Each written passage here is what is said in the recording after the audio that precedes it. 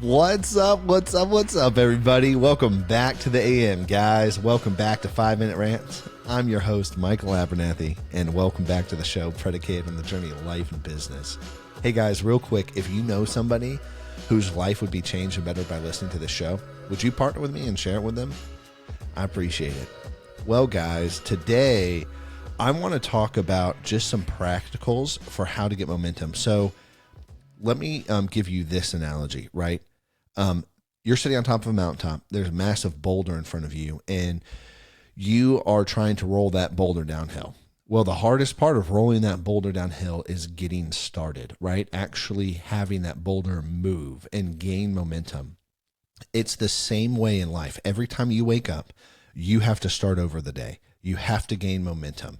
And this is why a lot of people have morning routines. This is why a lot of people have daily routines, is because gaining momentum is the hardest part about the work. Gaining momentum and building and setting that foundation and driving the company forward when you first start is some of the hardest work there is to be done. And if you listen to any entrepreneur, any person who's built a business or a company, they all talk about getting to your first 100,000 is normally harder than your first million, and vice versa. Like they universally talk about this, or seem to be. So the reason why I'm saying this is oftentimes the reason why we don't start well, or why we don't gain momentum, or why we don't know what we're doing, is because we actually don't have a plan. And we don't actually have clarity on what we need to do, and we don't have clarity on how to do it.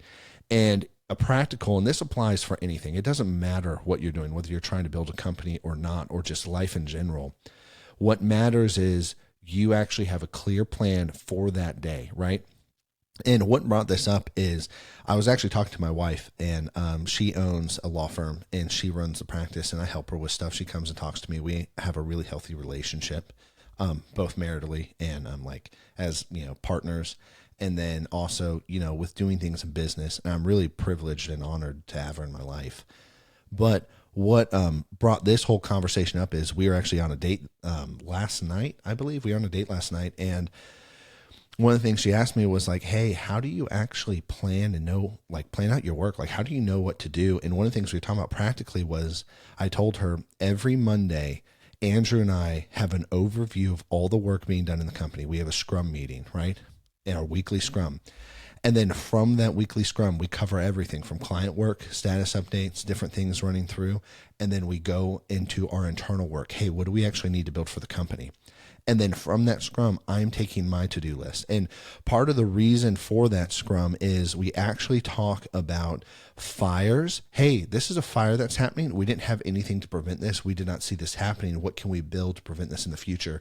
Is it a priority to build, and is it worth building? Or how often does this forest fire occur, right? And so we talk about those things to build. Then we talk about goals and future goals and things to build in the company, okay? So I told her, hey, we do all of this. And then from that meeting, I actually draft a list of objective work that needs to be accomplished that week. And I compare it to current goals. So I have goals set, and goals are nothing without a timeline and a date, right? Like if I don't say this must be accomplished by this date, it's not real. It's not a real goal, because I'm no longer measuring to see if I'm winning or failing at accomplishing my goal. So I have those. And then from that week, I will pull out, oh, these are the important things to build from the scrum. This is my work that I'm doing. And I told her the best way to do that is plan the day before. Like if you want to plan out your week, plan that week. Or you just start start tomorrow today. So in other words, take a few minutes at the end, take 15 minutes at the end of every work day and plan out what you need to do and have some practical steps. And for, hey, these are the things I need to accomplish on. Here are my priorities. Here's what I need to focus on. Here's what I need to do. You plan that out up front the night before. You're going to be so much clearer, and it's going to be very easy to get momentum the next day. The hardest part of any job is normally the thinking. The second hardest part of any job is the boredom that sets in once you begin doing the thing that you need to do. Boredom is such a huge killer, but unclarity is even a bigger killer. And anyways, just some practical tips. We talked about that, me and her on the date night, and thought I would share for y'all too. Anyways, guys, I'm out of time, so I'll catch you later. Peace.